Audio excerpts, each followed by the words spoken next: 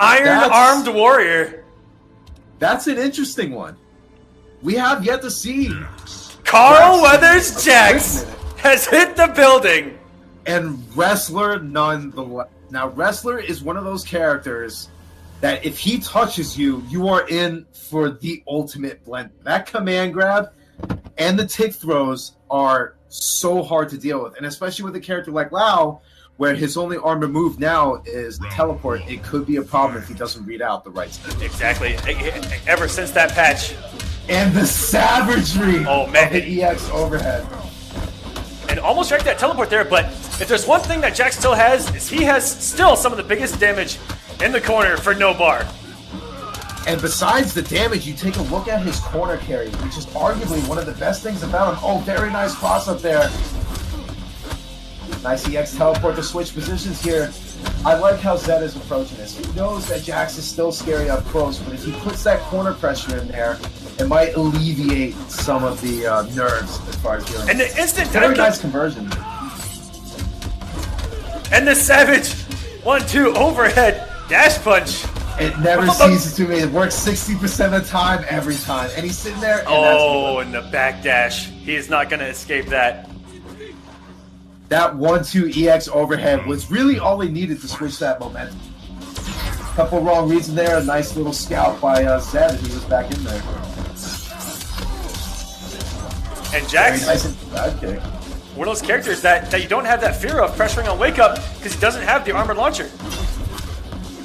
Oh, very nice EX teleport. Now, Flipbo needs to understand and big damage here. Zed has been doing these EX teleports a lot, and he keeps switching positions, and this was just an absolute massacre in Game 3. 187 Zed now up 2-1 in almost this way. He played great as Mystic. He just made a few wrong reads. The execution wasn't really there. But if he could tighten up a few things, we could really see this going into Game 5. Absolutely. As you said, it was just a couple of errors there in the second game where Flip Mode would have been up 2-1. I mean, 2-0. Oh, Flip Mode had the right idea going for that neutral jump punch against the teleport, but he should have went for the down 3 instead. Blocks the teleport, and there was the punish. Very nice scout on the EX push. 187 Zed playing on point right now. And wow! Actually, that looked like he was buffering it, like he was waiting for it. I'm gonna go ahead and give him the props. Yeah, he even if what he had input got reversed, the fact that he was scouting it and pressed the button was sensational. But Zed has been all over Flip Mode on Wake Up with that 4-3 string. 187 Zed is playing this absolutely perfect. He's giving Flip Mode this pressure even though he's from full screen by using the threat of the teleport. The teleport and the grab has been eating Flip Mode alive. Very nice standing one stagger into grab, putting him a little bit more towards the corner. And scouting the teleport. Now Zed on fire. Oh, but he could have punished that with a full combo. Instead, just opting for the reversal push. And now he's got him in the corner. Instead of throwing the mix, caught him respecting the mix and going for the throw. Which in Mortal Kombat is, of course, mix in and of itself! Oh, doesn't get the punish on the regular push there. The X push keeping him far away, but he decides to run back in. Opens him up. And a full combo! Finally! The execution is there. A healthy 37%. Back from there, just wants to go for the check. Nice back Very good back dash. He actually had the reaction. Just yet. Can he make this comeback? Scouts out the push, and there's a regular push. Now we're even on health, even on meter. Round 3. Who's gonna take it? Now Flip Mode has been tightening up a little bit of those loose screws there. But 187 Zed, just when he starts getting something going, it's so hard to stop him. Nice back 2-2 trade there. Here come the mixes! And this is not where you want to be. Very nice blocks in the EX push to stick. Oh, no punish on the back 3-4. And the quick mixes with the staggers have worked out great for him, but the damage just has not added up. Sitting on a bar, whether or not he gets the teleported that one lift. And the conversions are now in effect for Flip Mode. Drop, but still got 18% for his effort. Just drops it. Oh, just a couple drops there. You could almost feel their hands shaking right. It is so close. And the down one to go underneath the blast. All these staggers hoping to just open someone up. Goes for the EX push, down one in the Soul Blast. And the raw spin from Zed. That read alone might take it for him. And the hat is going to do it. 187 Zed is going to advance. And that's just to go into the second round. That was a scramble if I've ever seen. All right. Hollywood going up against Nimble. Back going into the EX nut punch, and here we go. Here comes the mix. Very nice block on the 4-3-4. Down 3 just before that. Back 3 comes out. And the corner carry. Oh, he gets the drop. And the invincibility frames on Frosty Bunny. Going for a nice conversion there. Healthy 26% into some interactable chip. And the savagery. Got 3 into flip kick. Oh my gosh. That is one of those things you just have to respect it. Frosty Bunny, this goes back to what I was talking about. His momentum, he's so confident in those reads. He went for the down 3 flip kick because he knew it was going to open. And the instant air guns. Frosty Bunny, shades of Sonics. Wow, those are that execution by Frosty Bunny. Oh, and a big whiff. And here we go, Blackfellow. That was a very smart break by Frosty Bunny. Did not want to deal with that damage. He would have eaten the big damage and the corner carry. And these instant air guns on point from Frosty Bunny. Not missed a single input.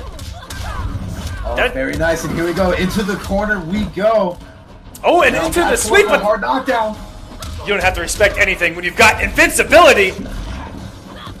Blackfellow actually had the meter there to stop that force ball and use it as an anti-air, but activating Basilisk there. Conversion.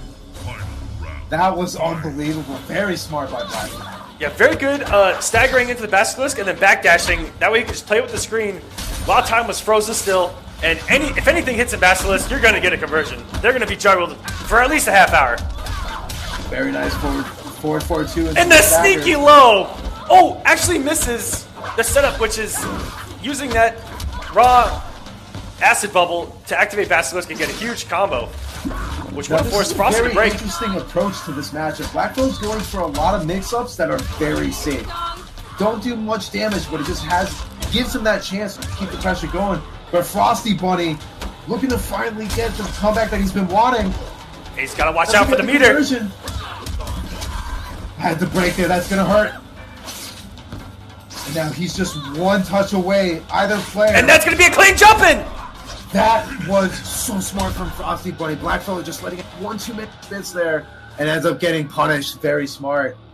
Frosty Bunny up 1-0, but you cannot count out Blackfellow. That was an extremely close game. Pay your respects. Yeah, if a couple things had gone right for Blackfellow in that match, it could be a different story. He had that one opportunity where he caught him with the tongue into the low. I call it that's such a sneaky low because it actually looks like acid spit on the startup of the tongue. And if he would have actually gotten that combo, it would have got Frosty off the meter. He would have had health lead, and he could have just played it out from then. Well, you know what? He's making the smart choice. He's going to go ahead and stick with Nimble Reptile. I don't think any other character switch would have really played off. He played the matchup great, just made one wrong read, and Frosty Bunny just managed to capitalize on it. But you see now that the perfect balance between patience and aggression between these two players is what's really helping and opening up one another. Catch him with the back two. That's a plus. Launching overhead, and the mixes now from Blackfellow, and this is going to be death. Oh, this is big damage, and it ended at 32 because he didn't have anything else to give. And very good, Frosty. Blackfellow, if you were broke there, night and day switch. Yeah, that was very smart from Frosty. Ooh, Blackfellow actually could have got conversion off that, but held on to the meter coming in the next round, which is very smart. Nice. The flip kick doesn't manage to connect it. And the glow kick going through both projectiles. That was so smart. That was beautiful use of that, and we really don't get to see that used too often. And once again, the backdash after Basilisk Didn't pay off that time. Frosty Bunny using glow kick twice this round and actually working and mixing up off the tongue and caught the back dash. 3 for 3. Unfortunate. Just because EX Nimble does not allow Reptile to block, he had to go for the backdash. Got caught. Now, Black is using a lot of his meter on these EX Nibbles from close range. I'm not sure how that's been working. You know, it's one of those things. It doesn't last very long, but if you can open up somebody, you can do the big damage, or you can actually make his zoning game so much stronger while it's slowed down if you're full screen.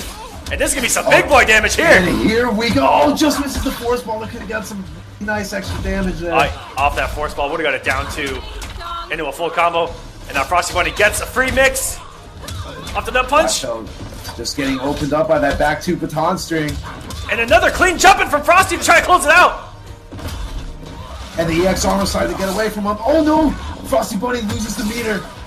And now it's an uphill battle. He has the momentum from full screen. And the invincibility from the interactable phase of Blackfellow. Nice spit to close out game number. Ties things up with that incredible clutch play. A lot different from how he ended the game number 1, where he just kind of went trigger happy with the projectiles. This time throwing one and just waiting. Very good stuff. We have to talk for a second about Frost. Pay your respect. Interactable. That was perfect. That he timed that interactable to the point where the invincibility frames went through both the force ball and the. That is not easy to do. It just happened to be Blackfellow managed to react just in time to throw out that spin, and Frosty Bunny caught right at the end there. But that was incredibly smart. Blackfellow showing some really nice adjustments, a little bit warming up his hands. I think we saw a lot more execution errors fixed in game number 2 there. But Frosty Bunny shouldn't be discouraged at all. Really shouldn't. They should be both pretty level-headed right now. Games have been super solid, super even. And Blackfellow getting the first hit here.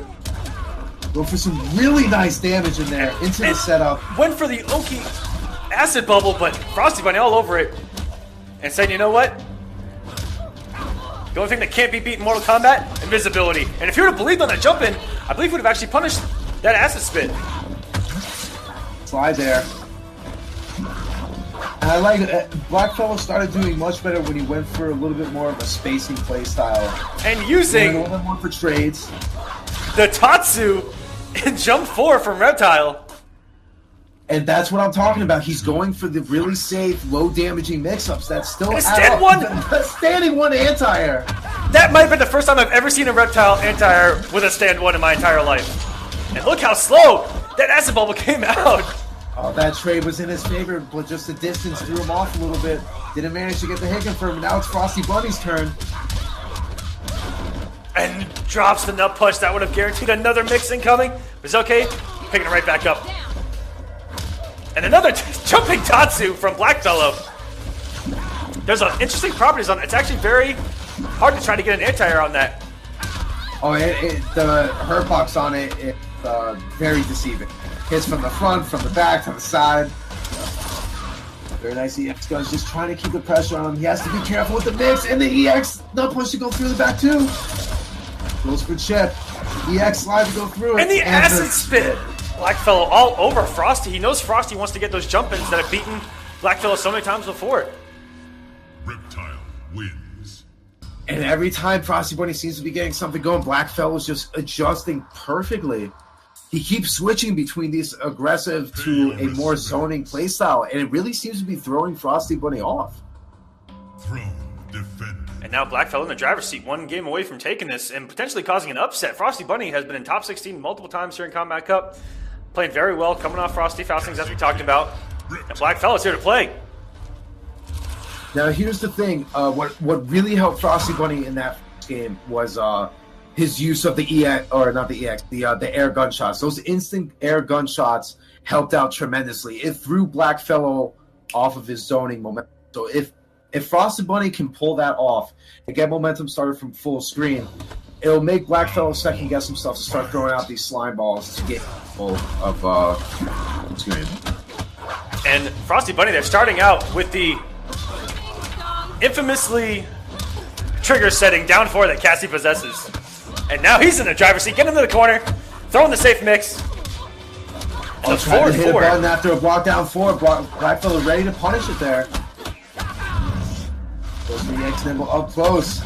Here comes the setup and the mix. He gets opened up. And that's what's so scary in Basilisk is that you are watching out because the overhead, there's an overhead in that string, and if you get hit by any slide as well, you get actually launched in Basilisk. Very nice scout by Blackfellow there with the EX gunshots, but Frosty Bunny managed to cross. Now, Frosty Bunny's in a pretty good position here. He has Blackfellow in the corner, opting to go for those gunshots. Seems to be doing a really nice amount of damage there. Blackfellow, very nice switch of positions there. Got the hard knockdown in the corner. Invincibility frames right out of it. And a great throw back into the corner. He wants to keep Blackfellow on his toes. And the raw He low. wants nothing to do with Reptile's corner pressure. And here we go. Blackfellow opting not to break. Now here's the thing. Blackfellow's almost on his way out, but with 2 bars, with 1 bar now, the mix. And just like that. This is how it starts. And an unfortunate drop. Full combo punish. Can he finish the combo? There he does. Blackfellow closing it out. So clutch doing that majorlessly. That was, you know, in these pressure situations, that could have been tricky to drop. And if he comes off the bar, he can launch. He does not. He saves onto it. Catches him with the tricky low. This is tough. A very nice scout by the back one, too. The patience on Frosty Bunny right now is outstanding. Blackfellow, all the room in the world to just kind of back up here. And Frosty, nice. clean jumping, and the projectile immune flip. Blackfellow's actually used it a lot in this matchup. You rarely see that from Reptile players. Oh, very nice. Blackfellow just putting on a clinic of mix right now. Oh, very nice. And the NTP actually whips. It went through her body. The distance was just, he was just a little bit too far away. Now, Frosty Bunny, this is his chance to make something happen. Blackfellow has no bar to compete with this. And a meterless flip kick going unpunished. Now Blackfellow has the health lead. Oh no, he went for the 2 of the same speeds, and now he's just sitting here and went for the chip out. And this is good. This actually is gonna do it. My God, the chip damage and Frosty Bunny closing it out. Blackfellow unfortunate with missing that EX overhead. Unbelievable. Those insane comebacks, like I mentioned earlier, with that EX nut punch. Don't put the camera on me. Don't put the camera on you. The camera's on you now. I am face palming so hard. That is such a tragedy. And we get our first game 5, just our second match into the Kombat Cup. Now here's the thing. That was an act of God. That's awesome. The momentum is completely switched. Right now, it is completely switched. Blackfellow had a chance to close out the set, move on into the tournament, and now we're sitting here in the game 5 where Blackfellow, because of one mistake, could potentially knock him out of this tournament. And now we're going into game 5. Anybody's game from the way these two have played so far. And now, here's the golden question. Can Blackfellow recover from that? EX slide to get the first hit, gains himself that bar back. Very good, Frosty Bunny. That is one thing you can do if you actually scout that setup from Reptile players, is you can actually just swing an entire string through the gap in that low into Acid Bubble, and Frosty Bunny is making a pay now in the corner and taking the momentum with him. As I said, he has momentum, he has faith in his reads, goes for the 4-3 flip kick. Managed to pay off, got good corner jumps, but now Blackfellow ready to respond. Very nice back one, stagger into the back two. And you get the whiff punish for days in Basilisk, but he actually didn't expect it to run out of time there. And now Frosty Bunny can actually chip out! Territory. He actually could have... Was that chip? Gosh. No! He actually... If that nut punch would have been blocked, he would have lost. He should have just gone into EX guns and get the guaranteed chip out. That was insane. How Frosty Bunny just threw that nut punch. Coming back with a vengeance right now. Huge corner. What another. Back 3 in the overhead. Frosty Bunny ready for the blocks. Gets the plus frames. Has him in the corner. Oh, and full combo punish. Blackfellow sitting pretty right now with some decent damage. Wake up, raw. Flip kick, savagery for Frosty Bunny. He's trying to close this out right now. Now Frosty Bunny went for the block there because he's scouting out that armored slide that Blackfellow had. And there we go, Blackfellow capitalizing on Frosty Bunny's patience. And here we go, this is the last round. One of these fellas is going to end up being salty. Final round, and Blackfellow starting this. And now both of them now with the breaker. Frosty Bunny a little bit late on his reactions there. And that Asmo's still going to come. He can get free pressure off of this. Doesn't get the hit confirmed there. Very nice blocks. EX Nimble up close. No whiff punish. Hitting one in the slide. Frosty Bunny has meter to break, but he also has X-ray. And there is, he finally stopped it and kept it. That's gonna do it. It's going to be close. He's going to be in chip territory. And once again. To do about that. Blackfellow, amazing adjustment. And that was so smart by Blackfellow to just go for that grab, knowing that confirms, because they know the character so well that they've been with it for so long. Let me show you how. So my invitation can no longer be used, so I am the odd man out here. I will toss you another one once we get going here. And Dink, starting things off, and if you are watching on Streamy, guys, shouts to Streamy, there is only about a 10-second delay on this stream. It is insane how you can actually catch up and kind of give some backfiller even when you're watching it. And Dink getting started. The biggest thing with this matchup, Marwolf's hat trick, he's going to need to be very aggressive on because Dink can zone hat trick out very easy.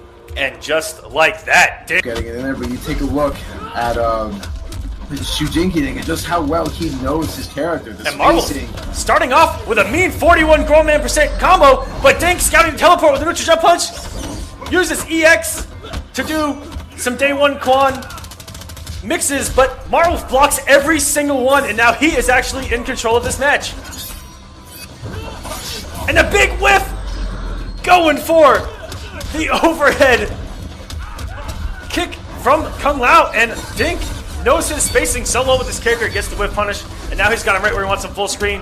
Looking to scout the teleport again, neutral jump punch, but gets beat out Marwolf all over it, and now Marwolf one hit away, and the neutral jump punch getting the teleport again, and Dink is going to close out game number one just like that.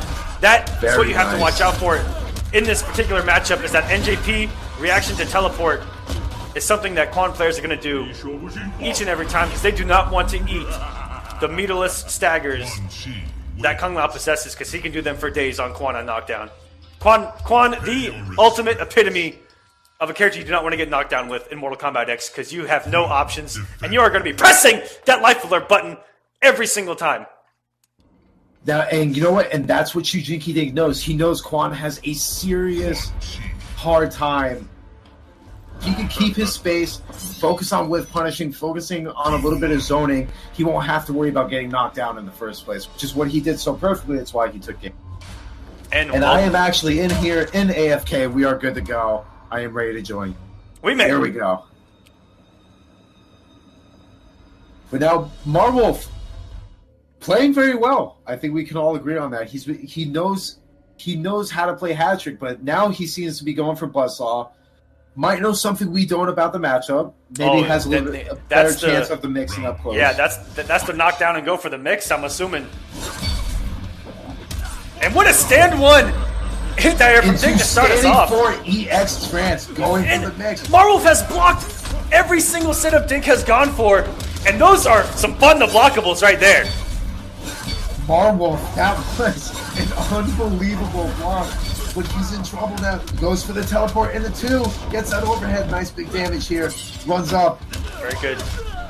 Catching Dink, trying to get out of there. I love that Dink comes off the bar with the trances to turn into pre-patch Quan Chi. 40%. Full screen and a bat. And that is going to do it, Dink. Well, you know what? There's no reason for him not to. Dink already knows that Marwolf is having a lot of trouble with the zoning. Spending that bar on the EX Trance to get that zoning going. And what a use paying off every time. The EX up hat from Marwolf actually cut Dink. But didn't get the conversion. That down 3 anti-air was...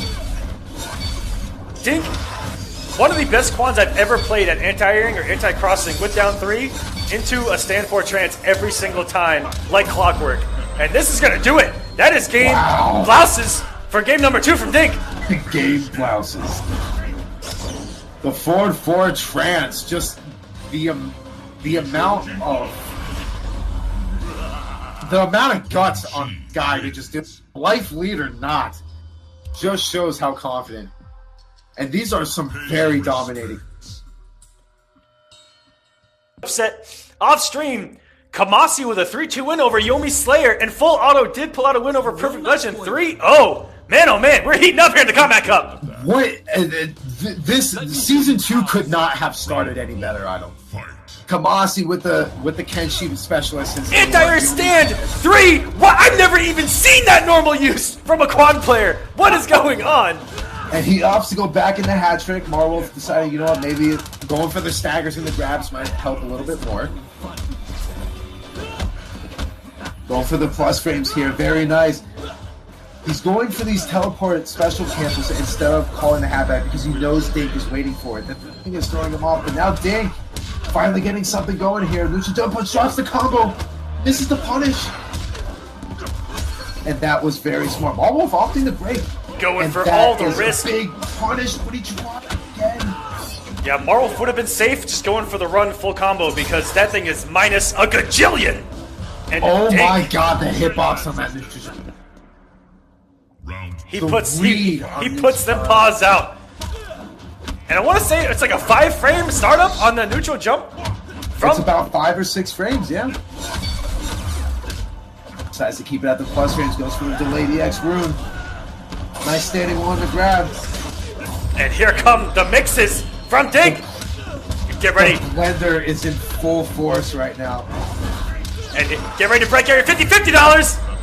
And he can actually kill this. This is going to be unbreakable. And Dink, ladies and gentlemen, almost getting the flawless there to close out this match. And the swaggiest string in the game. Better than any brutality or fate. That was... Kung Jin. No. Not a character I expected, having just come off a win over Raptor. Well, you know what? Shaolin Kung Jin is still a very strong character, and it still takes a very competent player to be able to take him to high lengths. And clearly, Sin Slasher is no slouch to be able to take someone out like a Raptor. Round 1. So here we go. Round number 1. Oh, and the Slayer tech, the whiff jump 1 into the X5. He drops the combo, though. Kario's just very nice clip. Hitting some projectiles here, hoping to get something started. Slash, going for the down 3. It's only -1 on block. Very nice up 1 anti-air in Sin Slasher. Very, very deciding round number 1 here. Decides to throw the stoplight there. Wants to stay away from him going in. Going for the mix. Very nice block. The blocks are there for Sicarios. I think that's really what's helping him out right here. But Sin Slasher mixing between staggers and grabs. Just suffocating Sicarios right now.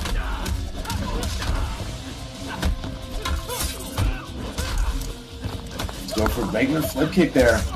Very good poke out from Sicarios to get the position he wants back in the car. He has to watch out for that safe armor that Shaolin possesses.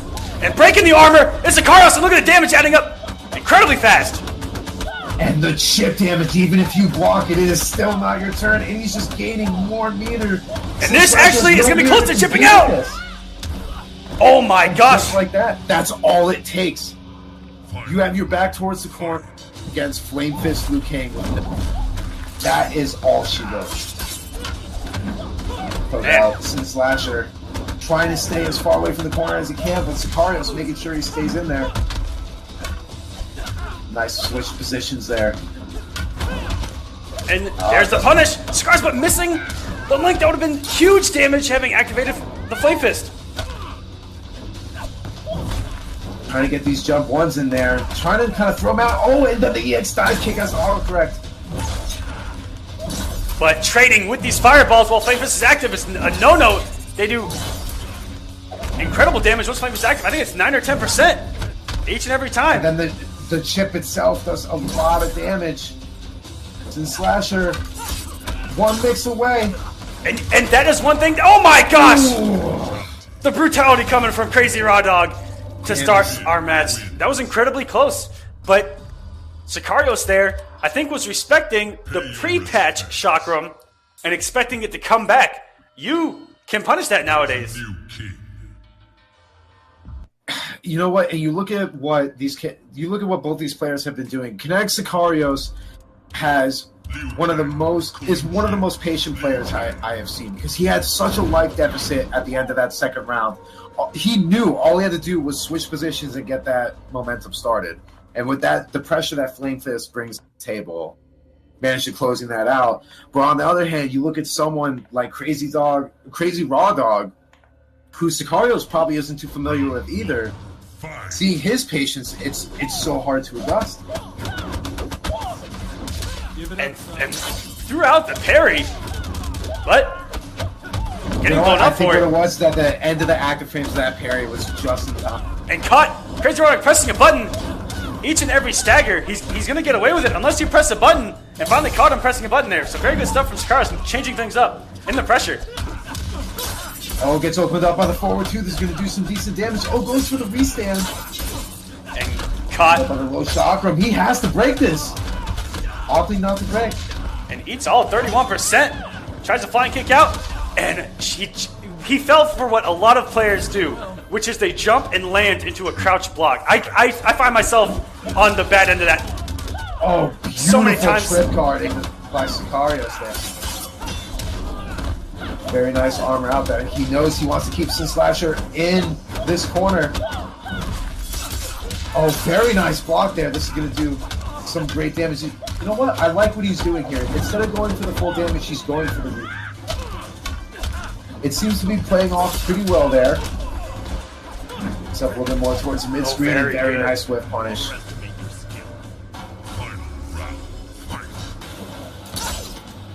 Just trying to get his way in there. Sicarios missing the link on that. Oh, this is going to be big damage. He still has the Flame Fist activated. Look at the damage, 51%. That is some big boy damage from Sicarios. And now, pressing a button. This is actually going to chip out. Sicarios turning things around with almost a flawless. And it's amazing how quickly people can adjust. When you have players of this caliber going up against each other, the amount of adjustment in a small time frame is unbelievable. And guys, another update off stream. Man, we have so many upsets already. Destroyer falling in top 32 to Star Charger 3-2. Wow. Predator versus Katana. And Star Charger, he's one of my favorite katanas to actually play. Been leveling up a lot. He's one of my favorite katanas to actually play because he goes for damage and he does not drop it. I think between Star Charger and a Tide, the good thing about katana is that you can play so many different ways. But now, Crazy Raw Dog going for Shirai Ryu. This is a character we have not seen in quite some time, even known to be the best. With him, Raptor came off him after the changes. But the mix is strong with this one. He just goes the amount of pressure. The neutral jump points down too. And just holding it. There for the teleport was close enough. Very good reaction to hold it and simply trip guard with it. Once Liu Kang lands, very good. Very good start here from Crazy Raw Dog. Very smart by Crazy Raw Dog there. He knows every single time he gets put in the corner, he might as well put the controller down because Sicarios is just too dominant with corner pressure. But here we go, mid-screen. And that poke, so risky because if he cancels into the windmill punch, you're going to get caught. But if you don't poke, he's just going to do even more chip to you. Here we go. Sicarios has him in the corner. Doesn't break the armor. Sin Slasher wasn't ready for it. Sicarios wants to keep him in that corner for the third round. Just like that. That's where Sicarios is mixing it up, where if he does that back one into the activation, or if he does another back one, that's where, if you're defending, you have to guess if he's going to stagger it again or not. And right there, he's canceling it just because the one time Crazy Raw Dog actually did poke out. And didn't poke out, and as you see there, gets to do it all over again. Rinse, repeat. It becomes... So again, he's off that meter. The next hit will do it for Sin Slasher. Not out of it just yet. Very nice blocks. Here comes some chip in, and that's going to do it just like that. Sicarios turning things around. All it takes with Flame Fist is one opening. You lose potentially 33%. As you see that a lot, in particularly, one matchup in particular you see a lot. And that's Mournful Kitana. Oh, that's for sure. Now he's hovering over Shiraryu. He's taking a second to think about it. He's going to go with it. I think it's a smart choice. I really do. His mindset is there. I think I would expect us to see a little bit of a different approach in game number 4. Let's see if he can get the mix of his own going here in game number 4. Connects Sicarios up 2-1 and 1 game away, putting on his Brazilian jumpsuit and starting off with a parry. Way to just take the breath out of your opponent than to start off with a parry. There you go. But look at how much meter blockable there. Crazy Raw Dog has. He can go absolutely crazy here. Great neutral jump read on Sicarios' approach. And that was perfect because he's spacing out Liu Kang's normals and then with punishing it with the neutral. Away from the fireball there. No hit confirmed by Sicarios, but here comes the pressure. Flame Fist activated. Caught trying to poke out, was a little too late. And now one wrong guess, and you will find yourself dead. Just like that. And the chip is going to go ahead and do it. Back one to close it out there. That back one. Sicarios sitting very comfortably going into potentially the last round, sitting on set point. Yeah, that back one guaranteed there. Would have broke armor. It's incredibly meaty. 4-2-1-3 pressure. Oh, no special cancel there. Had to break there. That must have been an input error. And here we go, right towards the corner again. Teleports out of it to switch positions. But the low profile from Sicarios, and now he's back in the corner. And Sicarios has a bar. Mixing it with these down 3s and the back 2s. Down 3 into down 1. The Liu Kang player special. And what a conversion! Oh my gosh! So beautiful. And the fatality to close it. That was one of the most beautiful hit confirmed in a long time. Kinetic Sicarios taking out one of the surprises for this week, Crazy Raw Dog. That was beautiful. That was absolutely beautiful. But getting right into it now. Sonic Fox going with Hollywood Cassie against Deoxy's full auto Jackie. Deoxy's managing to get the first hit there with her guns. Oh, disrespecting the plus frames with the down 1. Very smart. And a clean jump in from Fox. And here we go. He's going to do some hefty damage in the restand. Ooh, and the whiff punish off the back one, too. Oh, very nice scout there, but no punish on the whiff EX nut punch. Puts himself in the corner, needs to be very careful now. Very nice use of the interactable to get out of there. Sonic Fox just trying to get relatively closer and wait for his chance to open him up. Nice tech grab by Fox. EX nut punch, what's the mix? 4-3-4, very nice blocks by Deoxys. Got opened up, goes for the break.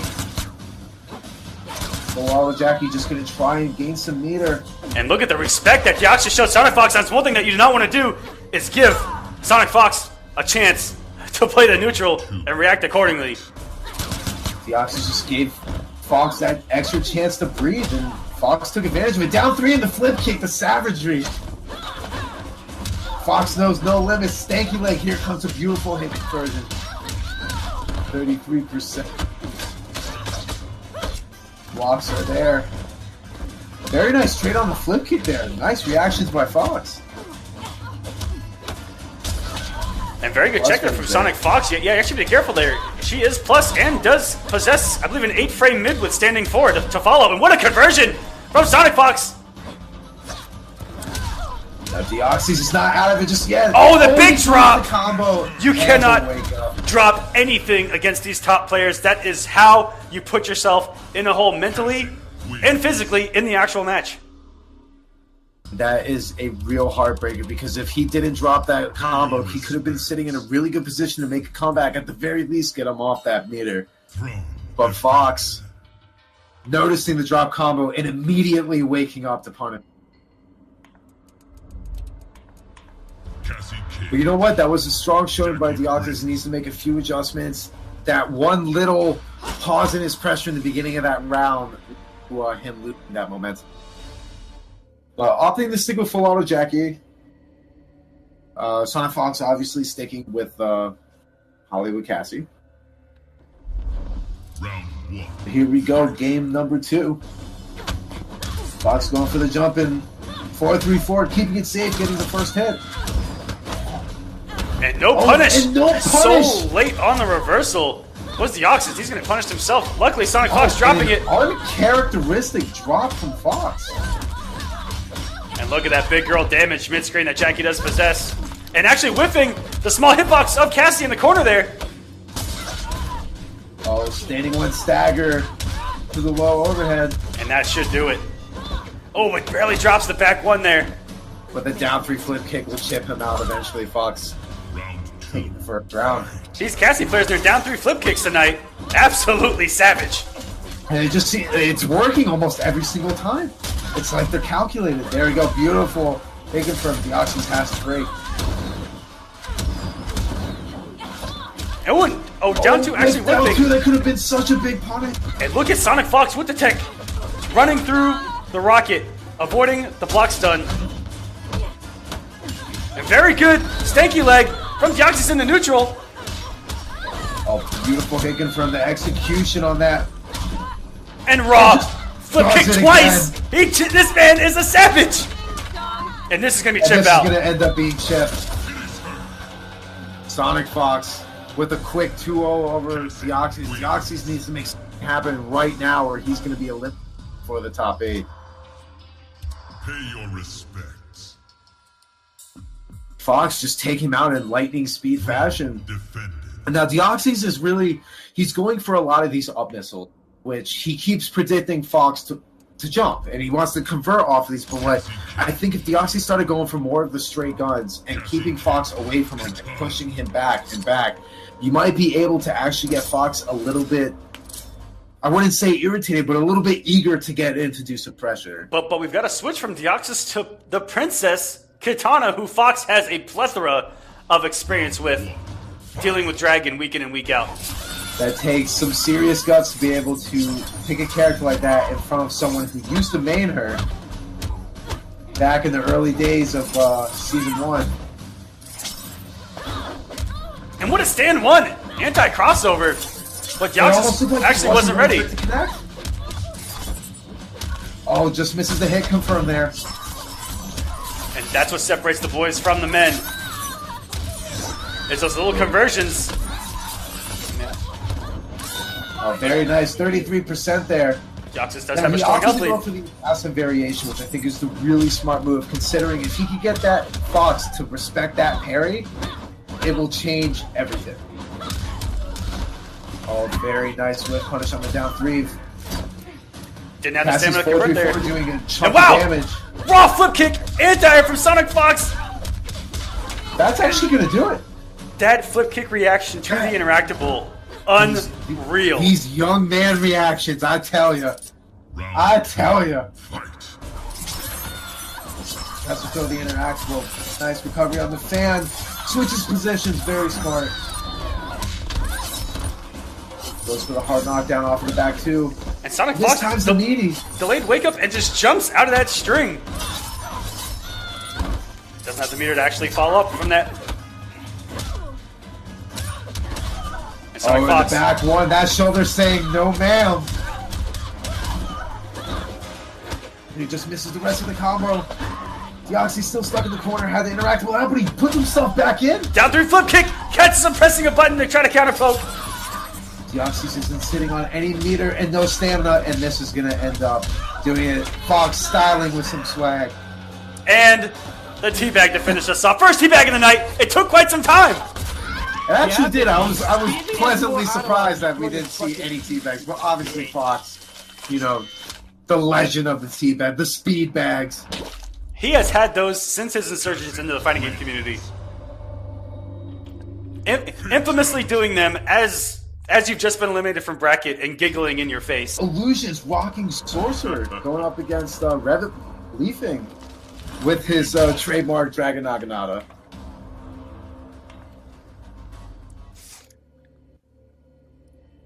And this is a match, like I said last time, went down to the wire to a Game 5 as Noble Illusions tried his best to try to catch this incredibly mobile Tanya that Revit possesses. And he does go Sorcerer again.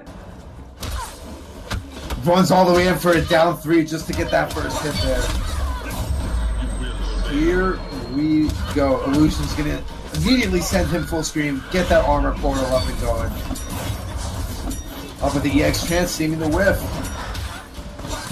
Revit Leafing is often to kind of just take his time with it. Doesn't really have a rush to get in. Oh, very nice punish, but doesn't go for the trance. That portal up and going. Once that portal's in play, it is so tough for Tanya and Illusions. Wow, that was an insanely dominant round. But here comes Revit Leafing, made sure that Illusions did not get that portal out. That was such good recognition by Revit to see that the Pogo actually wasn't going to convert and then canceled to avoid being punished on recovery. Very good stuff from Revit. And you see now how Revit is approaching. He knows the moment Illusions gets that portal up, now he's staying on him as much as possible. Knows that Quan has the trouble getting up. Going for absolutely anything, and if it gets opened up by the 4-4, will he break? Alright, so he's not going to break. Illusion's going to go ahead and get that portal up. Double hitting armor though. Revit Leafing is going to go into round 3 with a breaker. Meter lead on deck. Now that's going to be a huge difference now. Meter, not only the meter lead, but the positioning as well. He has Illusions back towards the corner. Very good. Very nice jump through that gap. And you know, the jump one there was armored, and this character's in the air 80% of the time. So that jump one, very smart from Illusions. Back up and play there, and the double hitting armor keeping him away. Revit. And this some good damage here. Looking like a very good choice with that double hitting armor, and the EX Skydrop! And the panic button seems to work. Revit Leafy blowing up that armor with the double hitting. But here, this won't kill. This is gonna put him in chip territory. Armor portal is up, and the neutral jump punch in the air. If he would have actually done the wake up that he's been doing almost every single time, I think would have won right there. I'm not too sure if he would have taken damage with the NJP or not, but the fact that he went for the single hitting armor, maybe he was trying to get underneath the NJP and just get out of the corner, but then NJP covered it perfectly. And very good stuff from Illusions taking game number 1 here. Illusions was very smart with that. He timed it. It was almost like he wasn't expecting that neutral jump punch to hit. He was getting it for the meaty to give him the plus frames, possibly go for a chip out situation. But it ended up working in his favor. Revit Leafing went for a wake-up attack, and it really didn't work out. So now he's switching to go from Dragon Naginata onto Pyromancer. Opting for a little bit more of a zoning situation, which could end up playing in his favor. Round 1, fight. We'll just have to wait and see. He still needs to be a little bit wary of that sky drop. Oh, the Rune just missing. Revit Leafing getting the first hit. Very nice conversion there with the EX Fireball. Leafing opting to kind of go in a little bit. Took the hit of armor off him already. The mix. You can only stay away from the blender for so long. Beautiful neutral jump punch. You got that perfectly. Can put him in a hard knockdown situation. He has all the meter in the world to just keep something going here. And very good Revit getting out of the corner. Oh, eats that projectile, and the sky drop. Didn't have enough health for it to go through. And got him off a bar. Now Illusions doesn't have the breaker. Round 2, fight.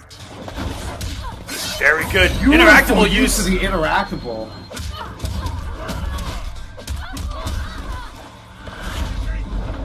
Portal, what's next? Wastes the bar and gets the hit of armor ticked off. Revit Leafing is just content with throwing these fireballs. He really doesn't have a reason to go in on him.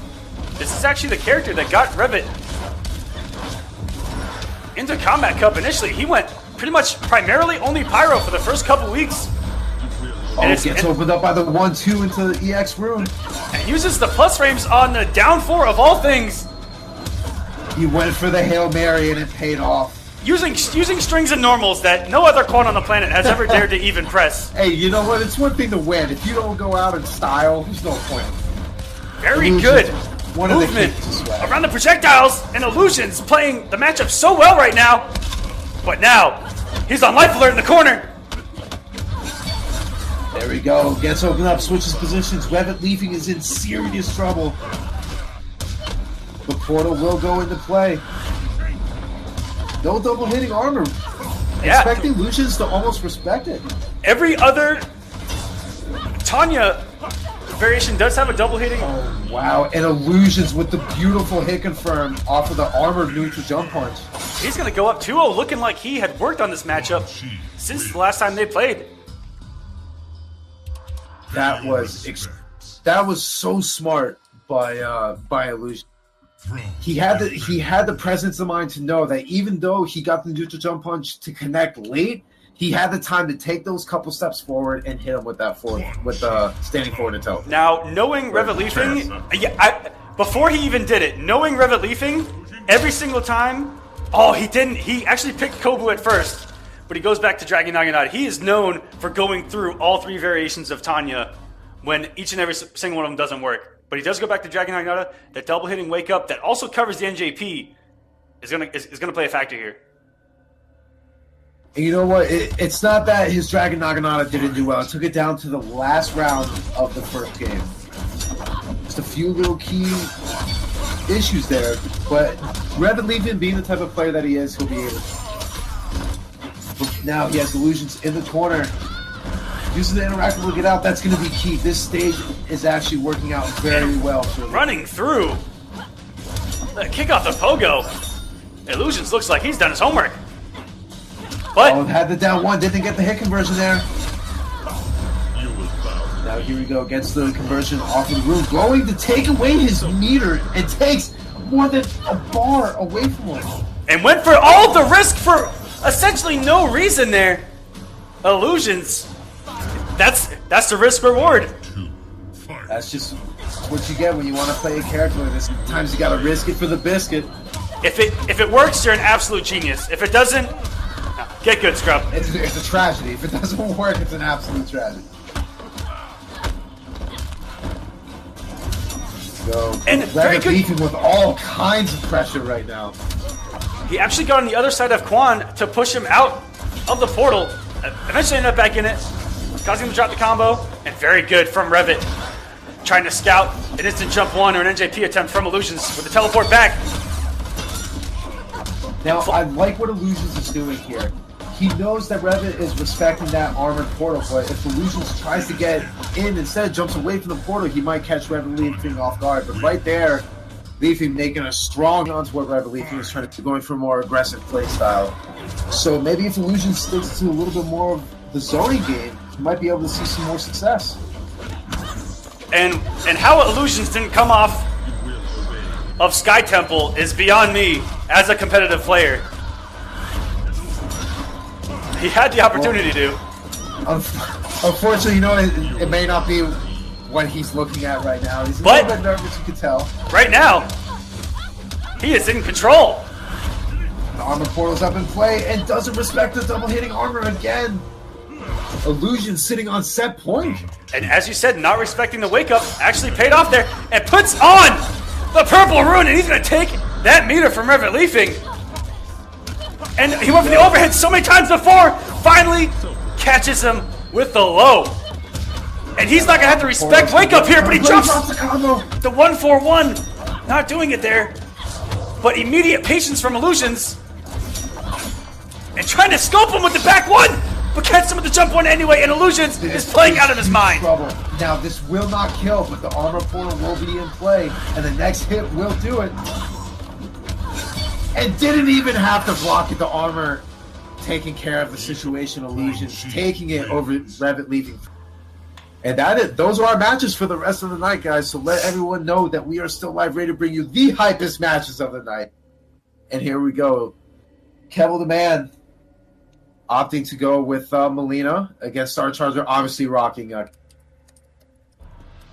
1, fight.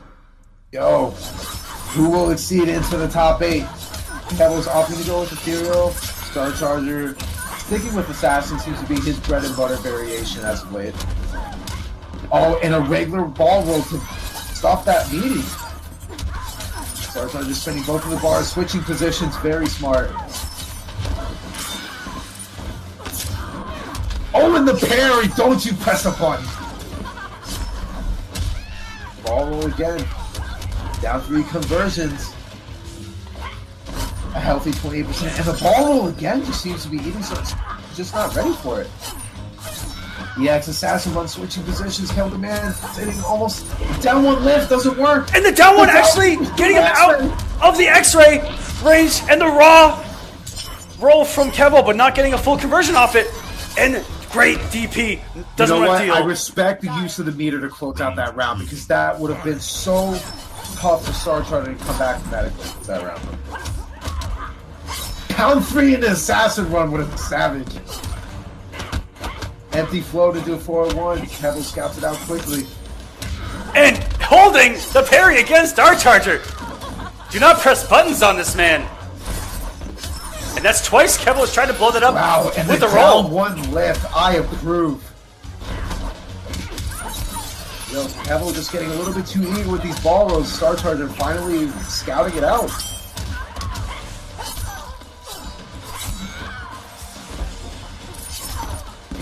And double overhead. Star Charger in full control of this Who says matchup. Katana doesn't have mix?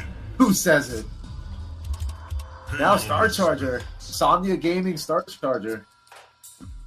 Doing making some quick work of Kevo right now.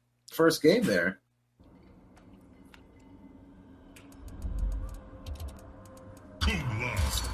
And now Kevo is going home right now, because this was his main for the longest time. Ever since even Season 1, where he played Lau and Fisticuff, Johnny Cage, of course. Fisticuffs in the beginning of this game's life was nightmare. It was the nightmare that no one discovered yet. Absolutely. And at the moment DJT discovered it, it was immediately taken out. But so here we go. In every patch of the game, Kevo's only mainstay was Kung Lao. So this is the character who I consider his main, and you should see a much better comfort level from Kevo. You can already see how much he just seems so much more confident with. You fear me now. Very nice patience by Kevo there, knowing to block the forward 1. Oh, very nice dive kick there, but doesn't get the confirm.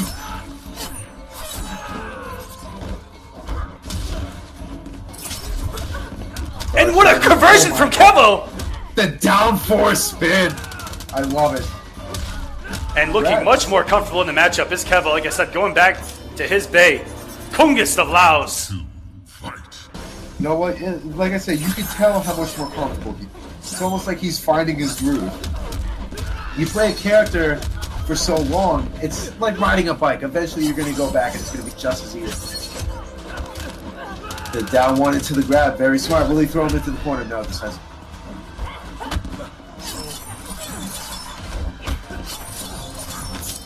Charger going for some pressure. Canceling into the parry and does the backdash. Very nice. And wake up savagery from Kevo the Man. Oh, had to break there. That was going to hurt. Star Charger not sitting too well there. The blocks are there. Now X, you have to watch out for X right here. Now Kevo's actually going to keep his meter because he knows the threat of X-Ray alone will put him in a deep. The life lead is virtually the same. And he throws it out. Goes the wrong way, and if he would have committed there on the forward, 4-2, I believe it is, he'd have won, and the orbital head is going to play footsies for him. But Star Charger able to force the block, which does get rid of the orbital head. Knock out Star Charger out. Oh, and then the hat toss. That was insane. Anyone's game there at the end. What a scramble situation that we just saw. Wins. Where they'll have a chance at some money and extra points for the week, because everyone that has made it this far so far does get some points. And points, especially this early on, if for anything, to get the seeding to move on into the later weekend. Very important. Precisely. Oh, it just clips him with the ends of that string. Very nice conversion here. Get a nice chunk of damage.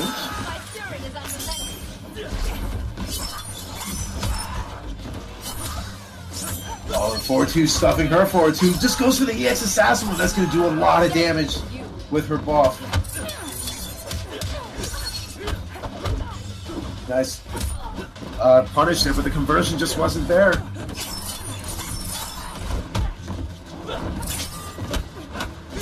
Kevo just sitting in chip range. 6 frame down 3, closing out the first. Round 2. And Star Charger looking like he's adjusting to the switch from Kevo right now. Taking game number 1 so comfortably. An aggressive approach, and I like it. I am loving this pressure into either the hold on the parry or the cancel on the backdash.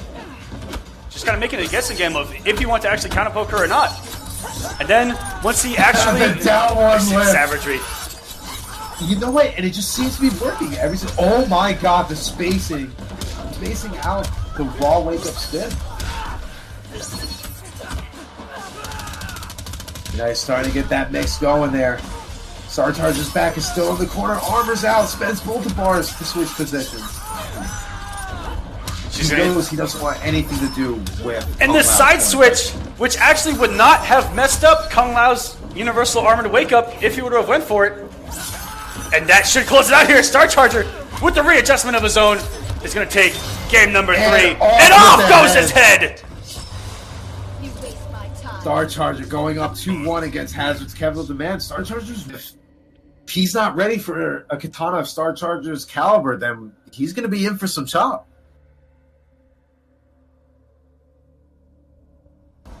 Go game number 4. Can Kevo stay alive?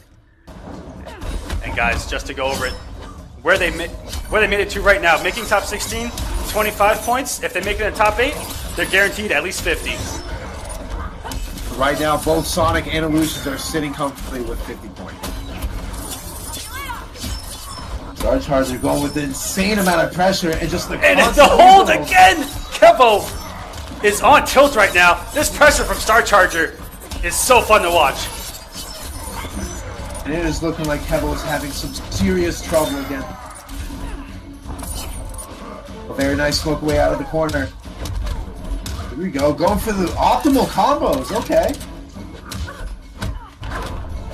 Nice block on the mix by Star Charger. He's going for some chip out. And the 6 frame. There you go. Down 3, excuse me. Star Charger 1 round away from the top 8. Oh, beautiful hit confirm. I do not know what I just witnessed. And down 3 in the lift. Comes up at the back 2-1. Kevo gonna go for the optimal damage. Keeping him in the corner. Stops the rest of that string there. Star Charger had to break. That was going to leave him in a very dangerous reset situation.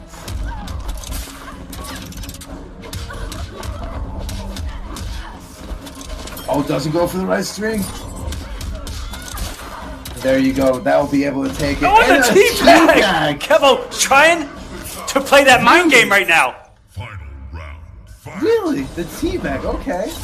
You know what? And it goes to show that it's not just the gameplay adjustment that needs to happen. If you can mentally psych out your opponent, that's an easy way to take it. But here on Kombat Cup, we've seen the early teabags actually not generate a win. We've seen guys... Slayer is one of those advocates. Slayer! I can all admit. Star Charger Going with the parry. Down one in the lifts again. This is going to do a lot of damage.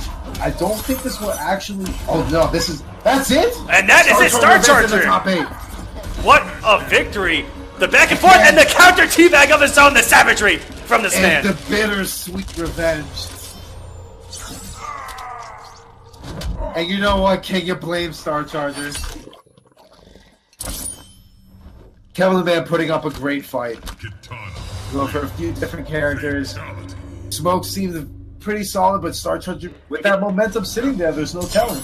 In the past few months, he has pretty much only played Imposter Shinnok, and it is incredibly good. I got to play it in a long set, and man, oh man, was I impressed.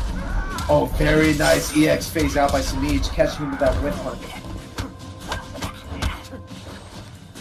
Nice backdash there, out of the plus range. Didn't want anything to do with Melina's pressure. And the patience by Rio here.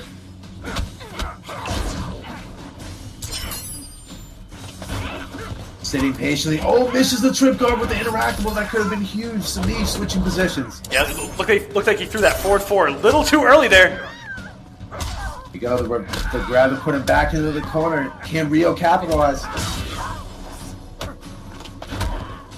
Now Rio's basing out his mixing because he really wants to throw Samij off, but Samij's defense is just so on point right now. And very good punish on the overhead. Rio not even having the stamina there to go for the breaker. And wow! Actually whiffing on Melina's crouching hitbox. NRS, please! That is a mid, is it not? That is a mid. I'm pretty sure that's a mid.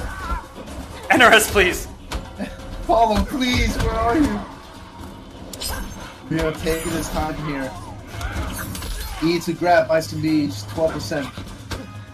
Switching positions again. It's a fight for the corner right now.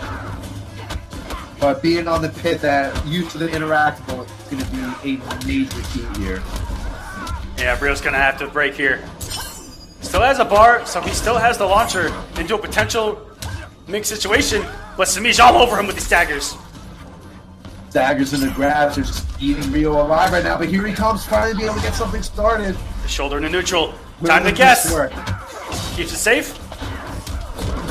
Oh, and beautiful presence of mind. I know he's going to whip me off the combo.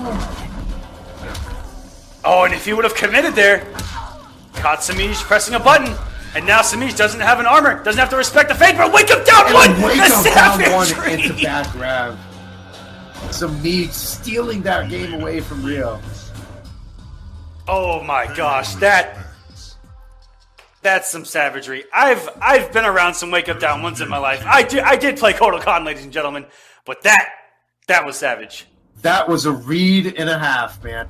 He knew that Rio wasn't going to go for any because he was afraid of the ball rolls. Just sits there patiently, waits for the down one, goes for the reversal grab, and that was all she wrote. So Rio sticking with Imposter, very smart. Just really needs to fine-tune a few things. He had the round-winning combo right there, managed to drop it.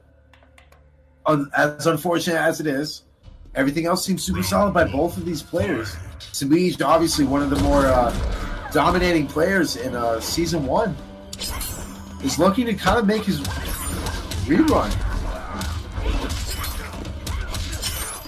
You know, Samij putting on a little bit of a clinic right now, getting a quick 34%. And the patience by Rio, just waiting for the right time to throw out that forward four. 16% grab.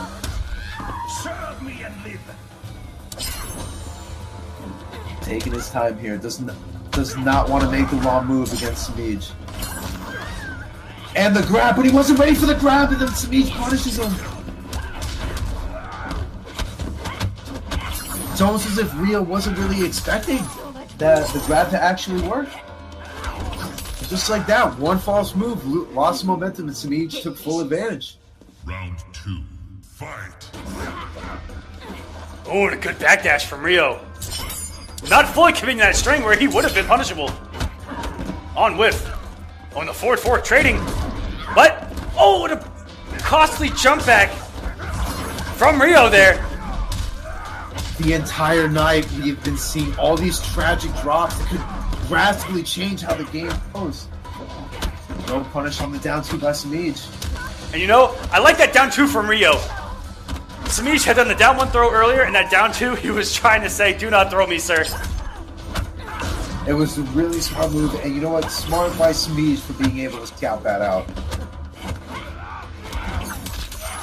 Samij putting him in the corner, and rolls right through the gap in between the shoulder and EX Spark, and there's nothing you can do about that. Guaranteed ball roll chip in that needy situation, and Samij... They finished in the finals at 3rd place. But you know what? Rio, being the tournament veteran that can never... in a second, he could turn this around and take us into a Game 5, which is pretty honestly what I want to see right now. I need to see two tyrants of the FGC right now battling out for the first week of top 8. Oh, gets opened up by the forward 3. This is going to do some serious damage. 32%.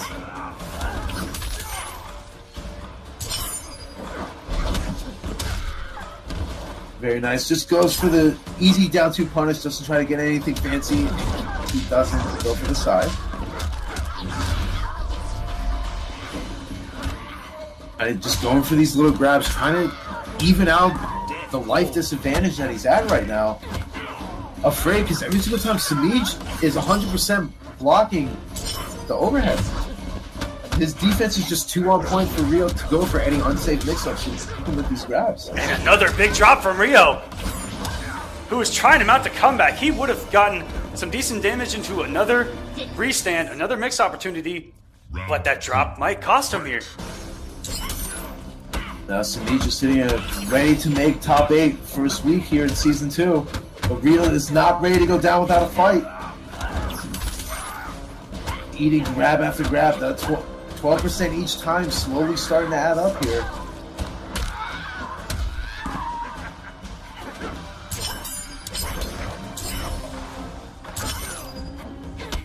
Get in there with the shoulder charge.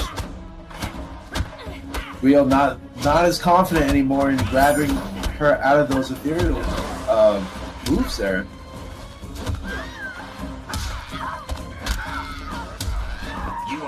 Rio has a bar to make something happen. Still has Marina's ball roll and the lift grab he has to break here after he gets his stamina. Samij 1 more hit away from making another top 8 here in Kombat Cup to start up season number 2. Chip will do it. And just like that, a clean 3-0 victory over Rio. Pay your respect. Not really much else to say. Samij just being as dominant as he was last season. Throne defended. Rio, but opting to go smoke here now. Shinobi Retro Tech has had a few different characters. We'll have to wait to see who he decides to go against a smoke of Scar's level. Going with Katana. I think that's actually a really solid pick. Royal Storm Katana. Excuse me. So now Scar, obviously one of the most dominating players in MKX's history, has still had his fair share of upsets on top of him. I mean, you could go on about how many times he's lost in Season 1, but how many times was it by someone other than Fall? And I think that's really going to be the biggest. Plus, with all the training he's been doing with Injustice 2, he might need to stay on top of his game. He has a reputation to uphold here. All right, guys, let's see some clean kill logos in the chat for Retro Tech and some Echo Fox logos for Scar. Who do you guys like? Scar just going with these 1-1 staggers, just trying to throw him off. Going for the easy grabs. Well, 1-1-1-2, one of the great stagger swings that does exist in Mortal Kombat X that all Triborgs do possess.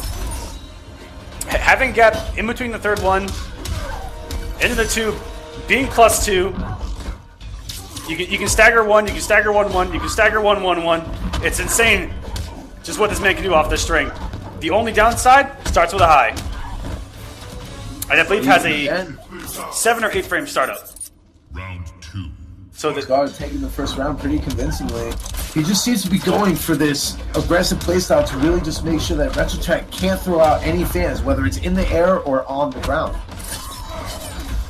Oh, blocks the first hit, doesn't block the second, but thankfully the gravity helps it out in his favor. Some damage coming from Retrotech. Very nice, chunky 36%. And it looked like a whiff punish from Scar there. Car, please. Stop. And just reversing with 1-1-1. Incredibly easy to hit confirm 1-1-1 as well. So makes it such a strong string. He's gonna go for the mix here. In the throw. Now he just needs one more hit. And if Retrotech blocks, he actually might die just from the EX bombs. But Scar opting to try to kill, thinking that Retrotech was gonna armor with the down 2 there. That has been tech ever since day number 1, where if you have 14% or less health and you armor on wake up and you down 2, you win. Good game, sir. That was a swift 1-0 lead for Scar right there. Retrotech had some stuff going on in the first round, managed to get a couple combos in there, but it seems that once Scar really just kind of gets going with his momentum, he just seems to suffocate Retrotech to the point where he doesn't want to press a button, and then that's where Scar just kind of runs all over him with all those stagger strings, with the mix-ups, with the grabs. So we'll see if Retrotech can make some adjustments here in game number 2. Scar breaking out. As one of our co-casters, Doughboy, likes to call the Hobart the most expensive mixer on the planet. Oh my god, and the EX teleport on reaction to the fan. Dude, what's the mix? Doesn't go for the mix, just goes for the 4-1-3 in the smoke. And this is what I'm talking about. Once Scar Savage! It's so hard to stop him. Wake up EX teleport. Scar, infamous for the EX teleport, actually misses the jump too to try to get more hits done there. And the trip guard with 1-1-1. Very good stuff. Just unbelievable play by Scar right now. Retrotech needs to make some sort of adjustment here. It seems to me that Retrotech wants to go for a little bit more of the keep away game, but with all of the strings that Smoke has to be able to just come at you in such a quick way, it's too risky. It's too risky to zone out Smoke.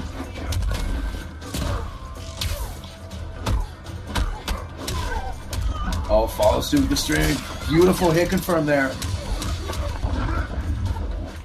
Going to the invisible. And this should do. Retrotech should have enough to break. Oh, Scar goes for a breakable. He drops it. And you cannot reflect those smoke bombs. Scar now up 2-0 on Kill Gaming. Pay your respects. Scar showing just why he's considered one of the top players in MKX's history. Just one of those things. You go up against a player like this. Tribal. You just need to be very careful, but it's almost as if Retrotech is being too careful. Maybe he's respecting him just a little bit too much. We'll have to wait and see, but now Scar has completely shattered this man's faith with Katana. Go ahead with Liu Kang. Possibly might be able to make some sort of difference here. We've seen it a million times before at the Kombat Cup that people have come down from a 2-0 loss, taking it all the way to a Game 5. Now Retrotech is going with Flame Fist in hopes to lock down Scar. Maybe deal a little bit more chip damage as the primary scoop. Oh, goes for the EX smoke bomb. Retrotech trying to go through the gap, but it doesn't work.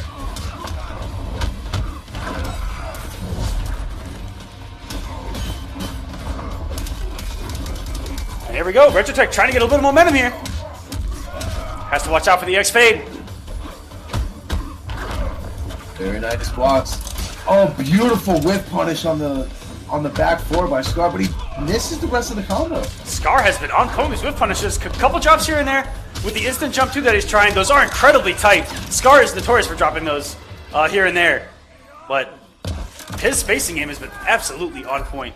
And now he's on match point to make top 8 here in week 1 of Kombat Cup Season 2. And Scar's really sitting in a really comfortable position. Retrotech has not really been able to do much this entire set. Tries to backdash away from him. Gets caught. Down 1. Oh, down one. And you know what? It's smart by Retrotech to be able to do that, to be able to try and get some sort of pressure like that going, because he knows that Scar doesn't really need to take any risks to get out of the pressure. 1-1 on the smoke bomb is going to do some hefty damage to the restand. Retrotech's not going to have a breaker either here. One mix and One more misses touch the to instant do jump it. two once again. But that should close it out this here. Is going to hurt. Will he be able to break? And he actually did not end it with the air throw that would have killed. But Scar, that's okay, picks it right back up. And dropping the brutal. For shame, Scar. Trying to tag in Sonic Fox for the kill. Misses up. Sonic Fox somewhere in the world on tilt. Triborg wins. Well, there you have it, Scar. A quick 3-0 over. This, Big D. Full Auto is one of the only people in the NRS scene history to play the character that's in their name. And you know what? That's going to be really hard to keep up if he plays Injustice 2. You, on the other hand, already have that played out for you. People are... It's such a blow up that you didn't play Ultimate, but here we go. Okay. Lotto is doing here. We have the highest level of mind games going. He's actually downloading them as we speak. So, that's actually... Oh, wow. Okay, that was some savagery from TD. Once he saw that Full Auto was ready, going right in with back one. I've actually seen, I believe it was Third Strike players that would let their opponent perfect them just to see how they approached and what they attacked with, and then played game two and just mopped. There's a lot of different mental mind games with this, actually. And a lot of times, those gimmicks work. They really do. But Tweety just going in with all of this pressure into grabs and the mix-ups, not making sure Full Auto just can't breathe. And Very nice blocks there. Ooh, nice fake out from the interactable there. Very good use of the spacing there from Full Auto, not getting hit on that ground pound though. You know what? That back one by Kenshi, punishing the ground pound on lift. Very good blowing up the gap there for Full Auto and getting him right where he wants him in the corner, but the down two from Tweety. Full Auto trying to make sure that he keeps Tweety as close to the corner as possible. Tweety keep making sure he's not going anywhere. That corner is now Full Auto's home. The control has been all Tweety right now. But one hit from Full Auto can change everything here. We know the damage that Full Auto brings. And the whiff on the back two. And now he's going to run in and get the mix. Very good block from Tweety as there's the range on the down one. There's a natural overhead in that string, 4-2-2. If you let that rip, or sorry, 4-2 up 2. If you let that rip naturally, with I believe, is it 2-3, 1-2? I can't. Yeah, I 2 and think 4. it's 2-3. Yeah. But the overhead comes out naturally, and is actually a launcher in the corner, or mid screen. You just do the guns off it, or you can cancel it into the low pound, or you can cancel it into standing. So there are some mind games off of that. That was a great block by Tweety. And like I said, if that overhead would have hit, full combo, another knockdown, and Tweety actually might have died off of that, knowing this girl's damage in the corner. Oh, we've seen how crazy the damage gets with Full Auto in the corner. We're talking upwards of 38-40% if done right. But here we go, game number 2. And does the jump the down two too early? When you make the right read too early. 38%. And Tweety does not want to eat mix. Oh, and the armor move just whiffs. Tweety going for a reversal grab instead. And the hit confirms. 27%. Meterless. Goes for... I thought Kenji didn't do damage. Yeah, what happened here? I thought Kenshi didn't have the mix. And just the chip damage and the meter that he's building. What a backdash for Tweety! And checks him with the demon. That was ridiculous. I have never seen someone backdash it that clean. That one in the overhead. Here we go, Full Auto. Healthy 34% there. Oh, and he still clips him. And nice little hit from the gun.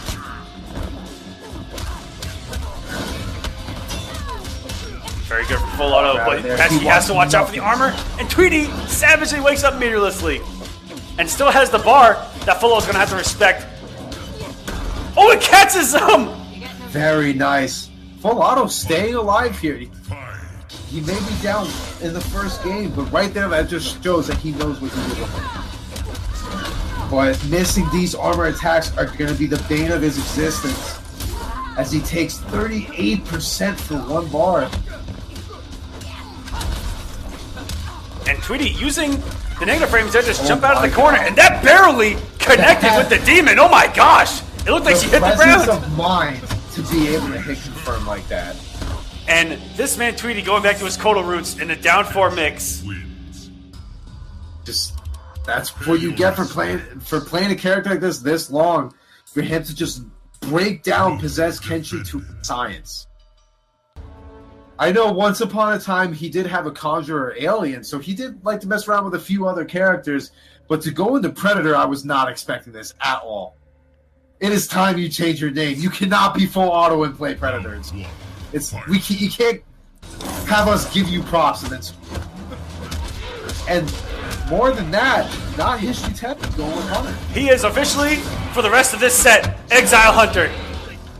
OD Exile Hunter. Let's hope it pays off for him. That back one is just going to shred Predator every single wake up. He has to be careful. And he has not gotten anything going. Tweety is just applying this insane pressure right now. He knows at such a fast pace, it's hard to keep up with. He knows that the comfort level isn't there from full auto with this character, and this aggression is taking him right out of this match. And this is full auto's time, because if there's one thing that Hunter does possess, it is the mix in the corner. But and that EX overhead has 2 hits of armor.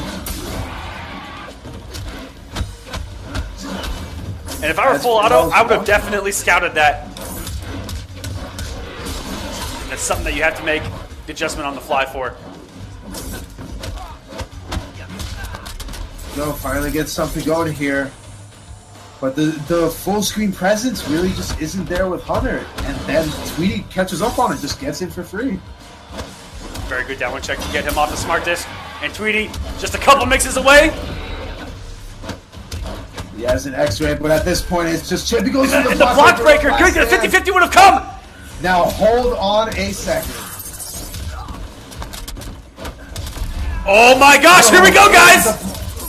And just like that! Pulls it off. That is the mix, and Tweety not having the bar. He almost gave him the bar, the boot. Final round. Just under that first bar of health, first meter bar for Tweety. He was able to actually apply that Hunter mix. Now hold on a second. Do not plug the cord out on that life support. OD full auto is still in this. Unfortunately here, yeah, any hit would have given Tweety another bar, and Tweety blowing up the gap. But now, if full auto opens him up again, it could be Mix City. Oh no, he misses the anti-air there, goes for standing 2 instead. Great reaction from Tweety on the run. And there we go. Is he going to meet a burner? He does. Hefty took a damage. And baited the armor there, but Tweety delayed it. Another block breaker. Can he do it again? Boards can it. That is the best use of block breaker you will ever see, and one of the few times you will ever even see it. Good stuff from full auto, but Tweety just a little too much in the end. He used those block breakers perfectly. Gotta give it up a little bit for full auto. That does go with Kobu. I'm surprised. So I have to see how this plays out. Now this is an interesting matchup because both characters are very pressure oriented.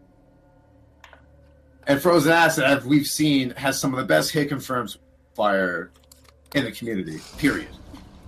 Like completely undisputed. Yeah. But here we go. For you guys at home, this man is no joke. We've seen him pull off some incredible matches here in Kombat Cup.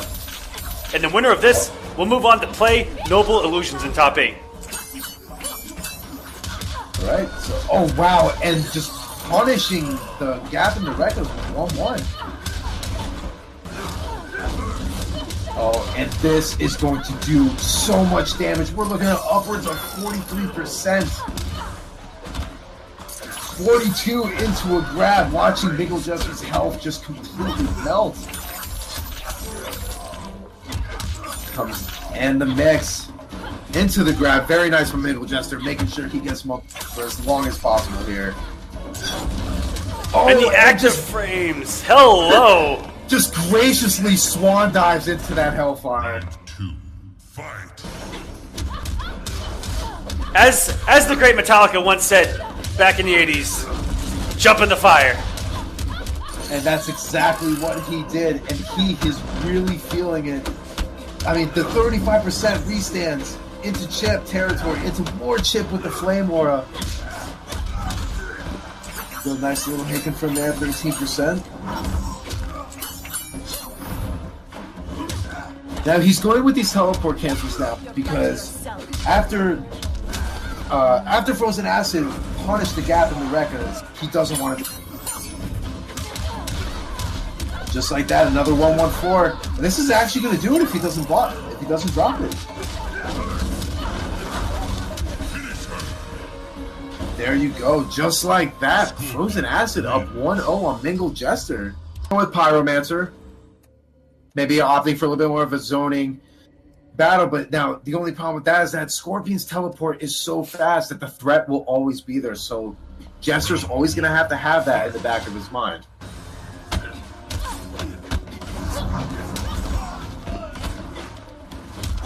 Oh, and a huge whiff by Frozen Acid there. And the Stagger Queen, as I like to call her, Pyromancer, Tanya. She doesn't have a whole lot of mix. She doesn't have a lot of damage, but she will stagger you into the ground. Just the mixing with this is tearing Jester apart right now. Finally gets hit with the Fairy Dust. Can he make something happen? A healthy 4% chip.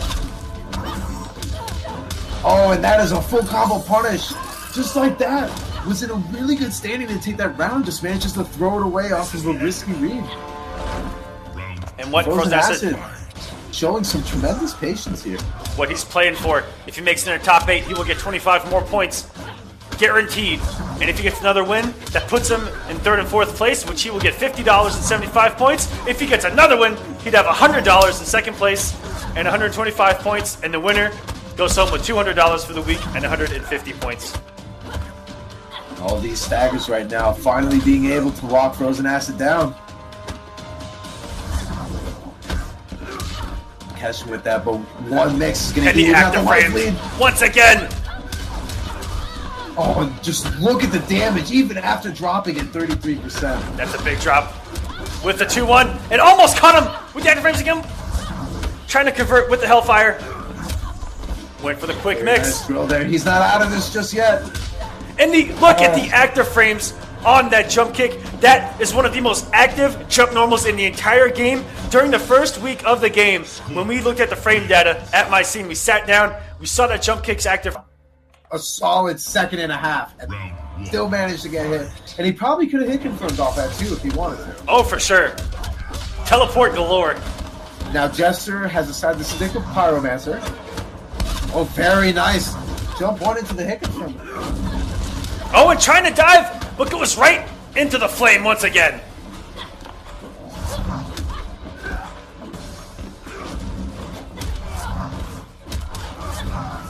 Going for a super rush down here. And he gets caught by the aura. That's about the 4th or 5th time that the Flame Aura has caught Mingle Jester. And Frozen Acid is running away with this massive top 8. Actually resets it with the overhead, and that is going to kill. And it's amazing how quickly things can turn around when you give Hellfire Scorpion that chance. Almost lightning fast how that turns out. We've seen some of the quickest matches in Kombat Cup with this character. The reset potential and the damage potential once the aura is up. The plus frames off standing 3. Everything with this character can be so deadly if it works. I mean, your life bar can disappear in 2 combos. Here we go, quick 23%. That 7 frame standing 3, really putting in work on Jester. And boom, just like that, the crunch. Being able to take the next round. Jester not ready to give up. Showing signs of life. We have not had a reverse 3-0 yet in Season 2. Let's see if we can have our first tonight. And look at that stand 3 actually punishing That dive, oh my gosh, it looked like the dive should have actually hit the stand 3, but the properties on that stand 3 are crazy. Very nice patience on Miguel, knowing the spacing that he cannot press a button when he activates Flame Aura from that. And there he goes, just walks right into it. This is going to do a lot of damage. This could potentially kill after chip. Goes for the mix and the EX Hellfire. And the speed bags. Here we go. Those are some execution heavy speed bags, man. On point. Welcome to Top 8 Frozen Acid. Congratulations to Frozen Acid, our 7th qualifier for the top. We won with Displacer rated. Very interesting choice here. Displacer, one of those characters that crept up on everyone's tier list, but we never saw a whole lot of tournament play with him. One of the a little bit execution-heavy characters when considering his optimal damage, but you know what? If a player like Rewind decides to pick him up, his execution must be on point. As we're seeing, he's doing a pretty good job keeping Sicarios locking in the neutral, and that's really what you want against Flame. Oh, very nice hit confirm. Oh, just drops the end of it. And confirmed Frozen Acid is also from Texas. There are 3 Houston boys in Top 8. Texas is showing up, man. And they've been getting better every single time. Scar, obviously being the player he is, but I mean, Star Charger and Frozen Acid have been getting better every single time we see him. Now Rewind. Oh, very nice EX teleport out of that corner. Into the hit confirm. He is playing outstanding right now. This is just some clean Displacer rated. But now he has his back towards the corner with not a single bar to spare. And the raw down 2 from Rewind. Hello! Rated of all characters. That down 2 is not great. And very good using the throw, keeping it unbreakable. Oh my god, that was, wow, and the game 1 fatality. Welcome to the Kombat Cup. Rewind. Shocking! Oh, do not do that to me this season. Not doing that. Don't you dare. I have to see. Maybe the switch and variation might be able to do a little bit better. Just doing all these teleports around just to kind of psych him out, get him to kind of press a button and it'll punish accordingly. Oh, and the waste of the bar there, but beautiful hit confirm there. Nice little conversion too. Those jump back conversions can actually be pretty tricky on the jump back normals because they incorporate a lot of run, and he was pretty low on stamina to start that. Good conversion for Rewind. If he would have committed to the forward 1-2, back 2 looked like it would have dropped there. Very good recognition, and the throw, Rewind. Rewind is playing out of his mind right now with Displacer Raiden. And it just seems like... Look at the whip punch from Sicarios, but he didn't believe. And got him off the armor. What a conversion with the neutral jump punch and a teleport. And the reversal grab after the block down 3, very smart. Sicarios almost being able to get something going, but the execution just falling short. But not this time, getting some heavy damage, pushing him farther mid-screen.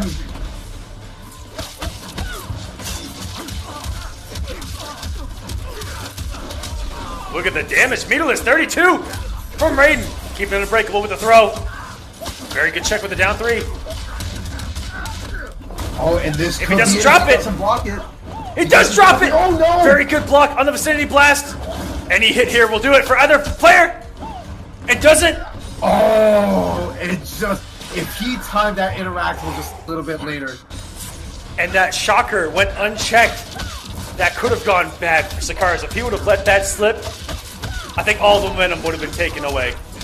Oh, and an execution error gives Rewind the chance to get a full combo punish, putting him right in the corner. Look and at that down 2. And doesn't do anything there. Rewind just caught not blocking. No mix-up, mix-up. Works every time. Very good. We've seen it in NRS games, characters with those teleports. The correct thing to do, just check them with crouch normals, and then use the hit stun to your advantage. The Vicinity Blast, 2 hits of armor, and very good from Rewind. Once again, and we get the brutality. Going for the brutal Rewind is just out for blood.